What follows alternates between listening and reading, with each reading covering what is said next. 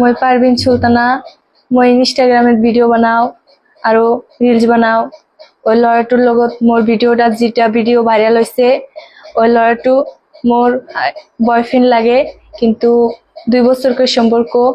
ওই ভিডিওটা বাবু আরো রাশিদুল আরো মুক্তার লয়ারও ভাইরাল করে দিছে। আমি রিলস বানাই আছি, ও তো মোবাইলের লক জানে, মোবাইলটা আমার কাছে রাখা আর ওই লকটা খুলা ভিডিওটা ভাইরাল করে দিছে। আরো বাবু নিছে আরো রাশিদুল আরো মুক্তার ডিমান্ড দিছিল 1 লাখ টাকা চায়।